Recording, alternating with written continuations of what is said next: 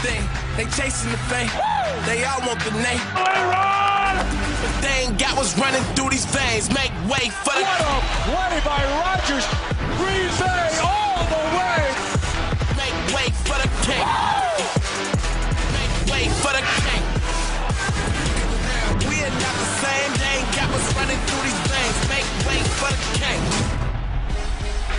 Rodgers proving to be the king of the NFC and maybe the NFL. His 39 passing touchdowns leads the league. He has 9 games this season with 3 or more passing touchdowns and 0 interceptions, the most in the Super Bowl era. PFF has him as their highest graded player at any position. And he joined Kay Adams on NFL's Instagram Live to talk about his historic season. Welcome. Everyone knows Aaron Rodgers, the GOAT, is here. You were having an amazing season. I mean, are you having the most fun of your life out there right now? Yeah, I am. It's a lot of fun.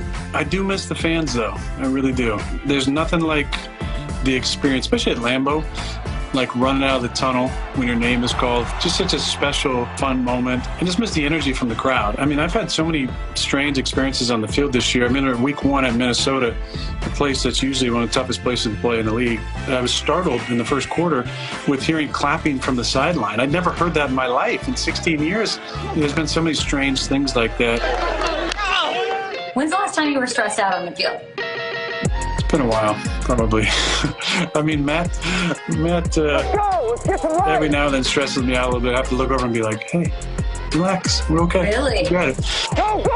You have to talk him down. I love that. I love hearing that. That's when you wish there was a two-way. You know, I can only hear him, but sometimes I want to just like, Matty, hey, we're good.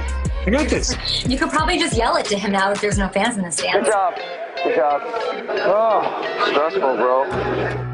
This Saturday, you're fighting for the NFC, for the 1 seed. How bad do you want it, Aaron? We all want it. I think there's a lot of people that don't want it for us as well because they know how cold it is up here in Green Bay. Lambeau Field in Green Bay. The weather is not inviting. With fans or without fans, it's a tough place to play.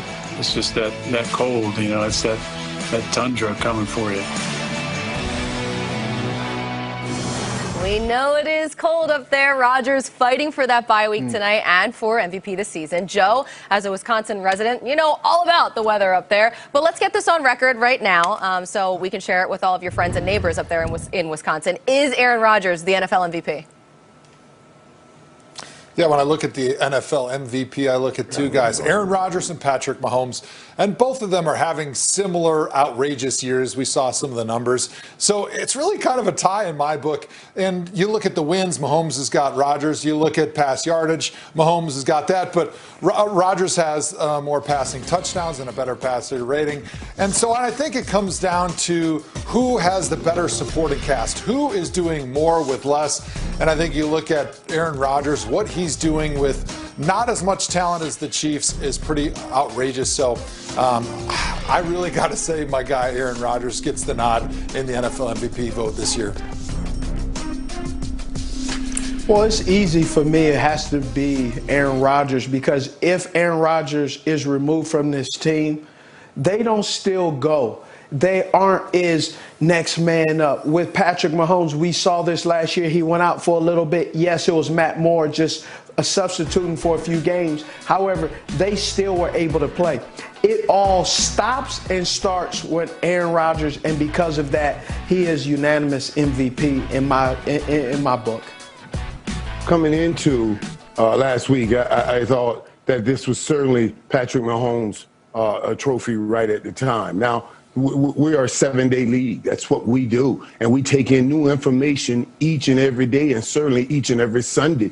And Patrick Mahomes threw 3 interceptions against the Miami Dolphins. Yes, they came back and they won that game. But when we're a 7-day league, you threw 3 interceptions. And I also know the Green Bay Packers won football games without Devontae Adams. So that's why right now I will give that edge to Aaron Rodgers. But Patrick Mahomes is right there. Let Colin go.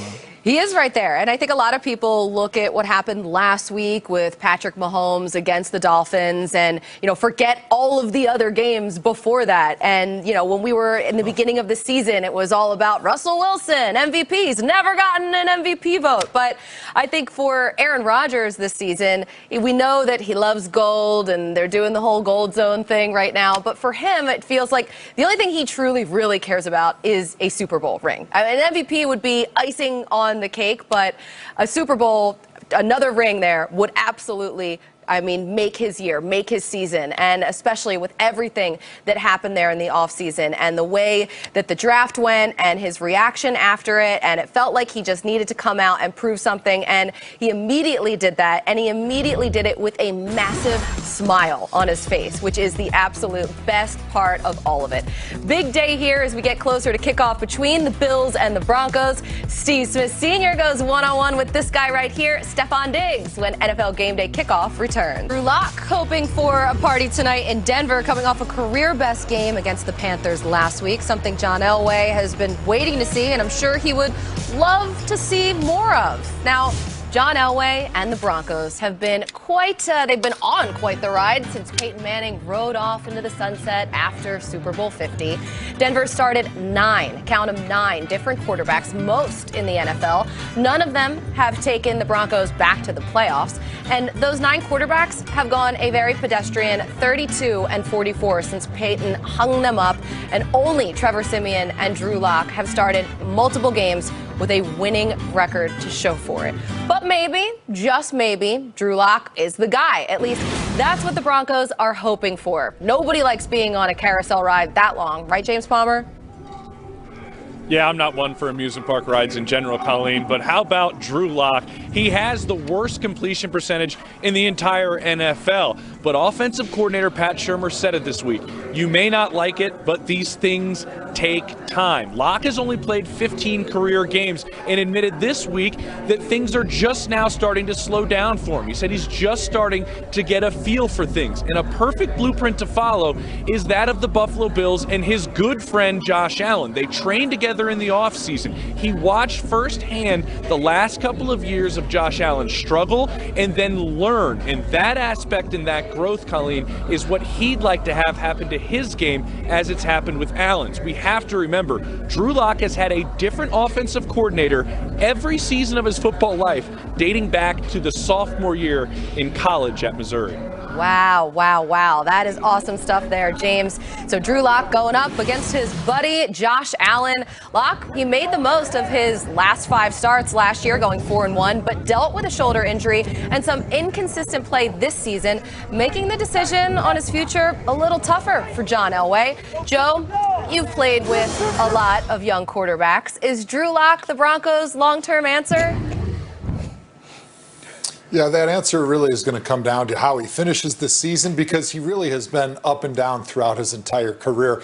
And being a quarterback, it's kind of a little bit like being an offensive lineman. You can go out, you get some pancake blocks, have a couple good games, everybody's going to love you. But if you want to be a franchise guy that can stick around for a long time, you have to be consistent.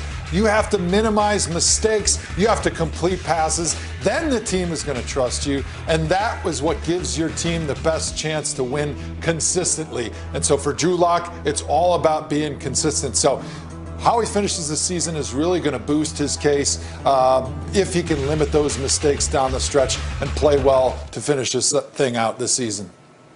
Interesting. This is such a difficult task because we don't know what to put our fingers on and say, oh, God, that's a franchise quarterback. The thing is there's so many variables that make a great quarterback. Let's think about it this way. The reason we're asking the question is really rhetorical and why and it gives us the answer. If we're asking the question, that means there are some question marks. To be real with you, we're not asking the question about Cincinnati found their long-term in Joe Burrow. We're not asking that about the Chargers with Justin Herbert. We're not asking that question about the Miami Dolphins with Tua, because those guys look the part. Even though we don't have the wins, they look the part. Drew Lock shows some, then some days he does not show. So these last few games this year, I think weighs heavy for him. He has to show up and play big. You put in those other 3 young guys I talked about on this Denver Broncos football team, and they will probably be headed towards the playoffs. Wow, that's pretty bold words, Irvin. But I think the interesting part is with Drew Lock, it isn't necessarily his talent or his skill. I'm going a different direction, and I know Joe won't say anything, but just wink your eye, Joe. But you've played with this head coach / offense coordinator, Pat Shermer, and he isn't knocking them down on the play calling. Really, when you look at the Denver Broncos and you look at Pat Shermer's work or his resume, his offenses generally do this. They're up and down, inconsistent. And so when you have an inconsistent offensive coordinator who's been fired numerous times, where you're going to have an inconsistency and you're going to build some doubt into your quarterback. But John Elway has the right quarterback in Drew Lock. The question is, does he have the right offensive coordinator? And I know I'm not management, but I know when I see some bad fruit, and Pat Shermer is not the fruit basket I want sitting on my porch right now. No, I don't think anybody wants that. Drew Lock, he has a ton of pressure on him these last few weeks here of the season, but he does have some pretty good playmakers that have a lot of potential, so that can make life a little easier for him. Let's go on the field, presented by Progressive Insurance. And Irv, it starts right there with the 15th overall pick, Jerry Jeudy. And that's what I was talking about, guys. You say all you want. There is some talent on this football team. 40 receptions, 636 yards, 2 TDs this season. But this kid right here, man, he is great at running routes, getting open, and all he's saying is get somebody that's great at getting me the football. Yeah, Melvin Gordon, the pride of Kenosha, Wisconsin. He leads the Broncos in rushing with 753 yards and 6 touchdowns this season. Got a little banged up last week, but it sounds like he's going to play, and he can be a big help for Drew Lock if he's able to get the thing going on the ground. He's able to get some big yardage and maybe hit some big home runs and kind of loosen up that defense for Drew Lock. Hey, Progressive gives me great insurance, and you two guys have some high-rate insurance. But I got a guy that keeps my insurance low, and Tre'Davious White, 2019 All-Pro selection, and he is turning into a 2020 All-Pro selection, and he keeps the pass receptions low, just like my rates, because I drive a nice car. You jalopies over there, your rates are going too high. How do you know what kind of car I drive? How do you know I have a jalopy? Well, no fans at the game.